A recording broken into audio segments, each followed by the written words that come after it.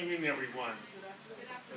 It is a pleasure and delight to see each and every one of you here today. I'm so glad that you took the time out of your busy schedules to come out today to really learn, to hear from the candidates.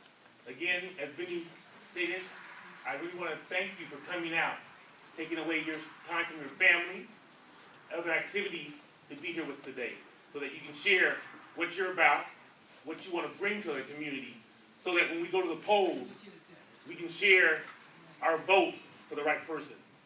And so, just like Vinny said, both the NAACP and LULAC are nonpartisan, so we want to educate. And so with that, I want to welcome each and every one of you here today. Thank you. Thank you, Ron. For some comments, I'd like to call Eddie Portillo for Eddie.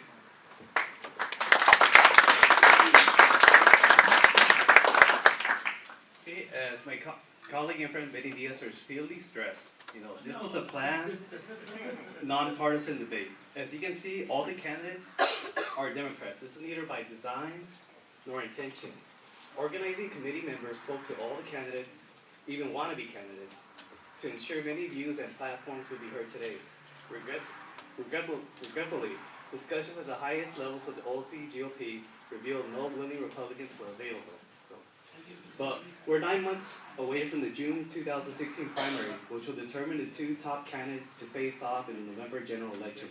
And both LULAC and the NAACP hope to host all future debates, and as always, invite all candidates from all political parties to participate. Thanks. Thank you, Eddie. Senator Correa, you're up first. 1 minute. I want to ask everybody to stand and face the flag. Start out the day by Pledge of Allegiance. Please put your hand over your heart. Begin. Pledge allegiance to the flag of the United States of America and to the republic for which it stands, one nation, under God, indivisible, with liberty and justice for all. Thank you very much. Your 1 minute starts now. That's to remind us of all our veterans and all our men and women fighting overseas right now for this great country. I want to thank LULAC, NAACP for this most important event. The decisions that are faces today are probably some of the most important in decades. As you look around this area, Central Orange County, we have major challenges. Our middle class in America, our middle class in this area continues to be challenged, to be stressed. I picked up the newspaper this morning. Unemployment is down again, but the jobs that are created are not jobs that sustain our middle class. Cal State Fullerton, where I work, I see young folks challenged to pay tuition. When I was going to university, it was tuition free. Today, $7,000. Ladies and gentlemen, we can do better than that. By me going to Congress, I take a lifetime of living in Central Orange County with me as lessons. I've lived here for over 58 years. I don't forget who I am. I will fight for you. Thank you very much.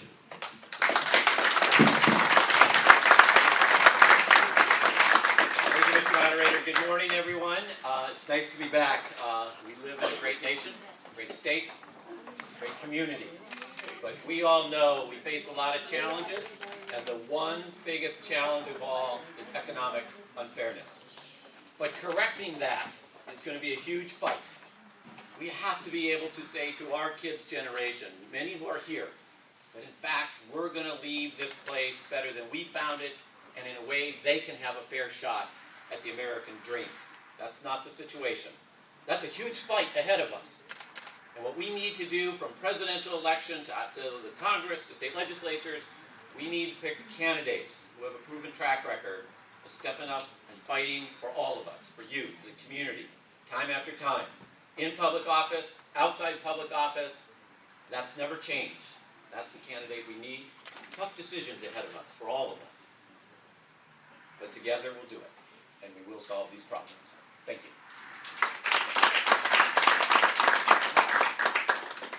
Good morning, everybody, and welcome to the city of Garden Grove. The people of this district need reform in Washington.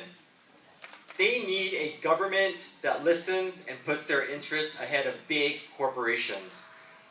I was born in a refugee camp and came to this country when I was 3 months old. We were poor, and there's no other way of putting that. But there was opportunity for a kid like me. And there are lots of stories like mine across this district. I want to make sure those kids have the opportunity to succeed, and I want to make sure that they have a government that is on their side. I see my father under surveillance from a corrupt government. I want a government that listens to the people it represents. That's why I'm running for Congress, to reform how our government works and to put it back on the side of the people. I look forward to the road ahead and looking forward to meeting with many constituents in this district and earning your vote. Thank you so much. Thank you.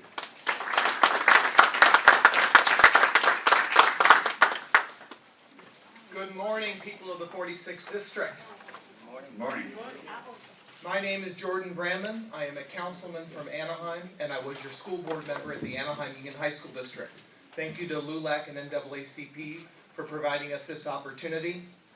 I'm running for Congress because the people of this district deserve a principled, proven advocate to succeed Loretta Sanchez and fight for your interests in our nation's capital. We need a tax code that is fairer to our working families and to our small businesses so that we can all thrive together. And we need to properly reform our education system so that our teachers, our school employees, and our students all have the ability to achieve that world-class education standard that we have always been so proud of, but we are falling behind the world, and that is the challenge for the next 50 years if we do not fix it. We must reform education, and we must reform our tax code so that we can all be together, and that is why I want to move Orange County and this district forward. With your help, we can do it. Thank you. Thank you all. Thank you, candidates. The first seat is former State Senator Lou Correa. Thank you, Lou. The second seat is former State Senator Joseph Dunn. And the third seat is our current mayor of this great city of Garden Grove, Bao Nguyen.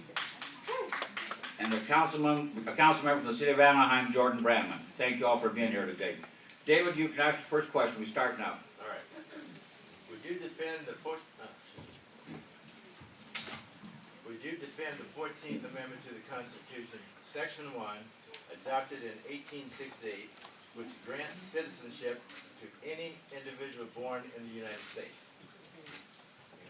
Luke? Hello? Can you hear me? Am I going first? Okay, I'll read it again.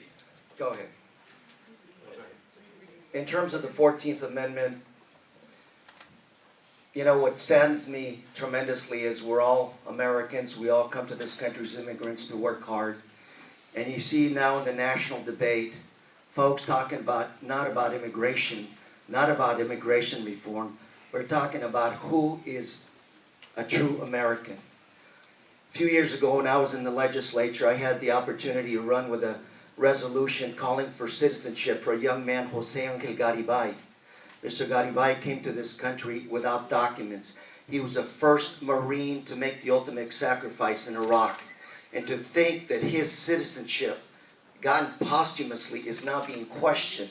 The fact that my parents' citizenship is being questioned makes me sad as an American, because all of those Mexican Americans, all those immigrants that have worked hard for this country, all of a sudden our patriotism, our nationalism is being questioned, is not the debate we need to have in this country. Thank you, Senator. Thank you, David, for the question. The answer is absolutely, positively yes. Pretty easy to answer that question. But let me drive it home a little bit. I think there's just way too much debate over the immigration reform question. It should be done. There should be no more debate. Enough of it all. And to that end, I was proud to lead the fight while at the State Bar to admit to the practice of law the first undocumented individual in the entire United States to obtain a license to practice law, Sergio Garcia. Was proud to do that. because it was the right thing to do. I was proud to do the 2-year investigation into the illegal deportation of 1.8 million Mexican Americans in the 1930s, little known chapter, and ran legislation that forced this state to apologize for its role. We tried to get compensation for the remaining survivors of that. We failed on that score. But at least this state stood up and acknowledged it's wrong. This country is made up of immigrants. We all know that. My Irish immigrants, Lou's from Mexico, all of us. Bao's from Vietnam. It's time for us to embrace that as our greatest strength. Thank So you, David, Senator. yes. Thank you very much. Thank you, Mr. Draper, for your question. You know, it was in the middle of the night, through an underground passageway, that my parents risked their life and the life of their unborn child. My mom was 8 months pregnant at the time, with me in the womb.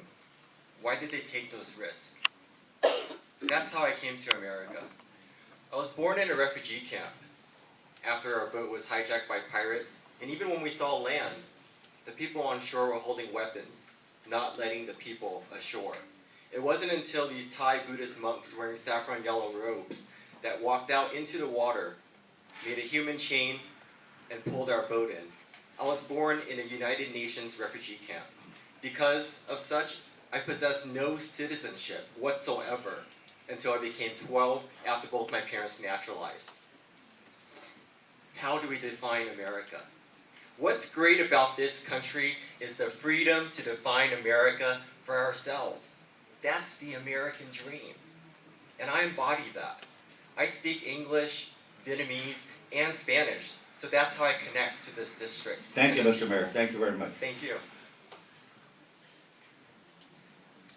The answer to your question, yes, absolutely.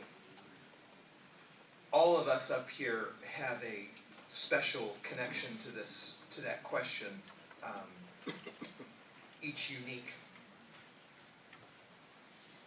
I am the relative of people who escaped Europe before and during the Holocaust. And I am also a councilman from a city that has one of the largest refugee populations in the United States. And that refugee population is growing every day because of the Syrian crisis. Nothing is more important than making sure that we have an immigration system that is open and fair to everyone who wants to come to this country and achieve the American dream. And I'm very proud of the record I have in Anaheim of leading the way in passing a unanimous comprehensive reform resolution in my first 6 months. Thank you, making Mr. sure Councilman. Thank that you we very are a much. welcoming country. Thank you. Okay, the second question, Eddie, if you can, when you raise that yellow one, just kind of wave it around a little bit so that it'll catch their eye. With that, the second question, we'll start with Sandy. Candidates, 2 questions. Can you go into the mic? We have our translator back here, and he has to hear everything, so speak right into the microphone. What is your position on climate change, and what do you think should be America's energy plan for the next 15 years? That one goes to me, Ray? Got it. Thank you, Sandy, for the question. What is my position on climate change? Pretty easy. I have almost 100% environmental voting record over the course of my legislative career. I've been outspoken on this issue. The answer is, we humans are creating the climate change. There's no debate in the science community. Sadly, the only debate is in Washington, D.C., and it's a false debate. If we just look at the facts, it's crystal clear. And the answers are crystal clear. We have to start investing and working towards more renewable energy sources. We're in Southern California, land of the sun. We have to embrace it. Wind and all the other alternative energies. I'm proud to be working and teaching at UCI now, and to see the great scientific work that can solve this problem. We simply have to get politics out of the way. This is one of our greatest challenges in this generation. Mr. Stiasny, this is truly the challenge of our generation. And we now know the effect that we are having on the planet, and I believe it's within our power to change it. We are seeing countries like China and India taking action to reduce their industrial carbon pollution, and if we don't act, we'll be further damaging the planet and missing out on the clean energy revolution. I want that revolution to be led here in America. It's another example of why we need to reform Washington, because not enough is being done. You know, Tea Party extremists who think they're smarter than 97% of climate scientists block progress at every turn. And this is not the only issue of the planet. It's also a public health issue. For example, we see too many communities, especially communities of color, affected by poor environment with higher asthma rates, and we need to come together to fight this problem, and we can only do it by reforming Washington.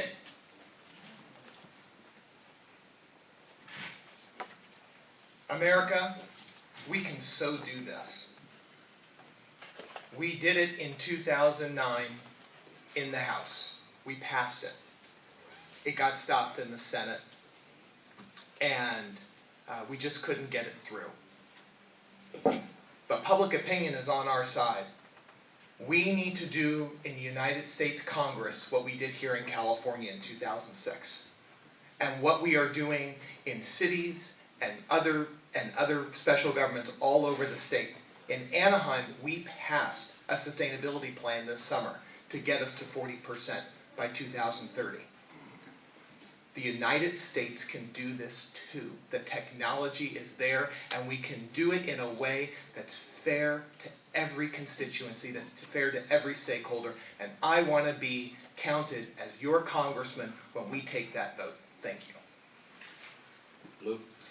Thank you. I just saw somebody in the audience whispering to me, how? Look at what we've done in Sacramento. Higher percentage of the electricity that we are using from the renewables. More stations for gasoline that have hydrogen stations in them. Toyota is moving in that direction of placing hydrogen stations along with gas stations. These are concrete steps in the right direction. More solar farms out in the Mojave Desert. These are the kind of steps we need to continue to take. And let's not forget, another important factor in this debate is our national security. The faster we get away from the Middle East oil addiction that we have, the better, because we have our men and women, boys and girls fighting overseas for that national security issue. We have to continue to have strong allegiances with our Middle East allies, but at the same time, we need to get away from being addicted to that Middle East oil. Thank you. Thank you, Lou. Biggest reasons we have to reform Washington. We need to raise the minimum wage, and we need to have automatic increases tied to inflation, the way we do with Social Security. That way we don't have to re-debate this every 10 years. You know, let's bring the tax rates back to where they were in the 1990s, so the wealthy pay their fair share, and we can cut taxes for middle-class families. But let's not forget, we have to create opportunity through job training and education. Thank you, Mr. Mayor. Thank you very much. Thank you. I'm in favor of increasing the minimum wage. I'm proud of what the California legislature has done.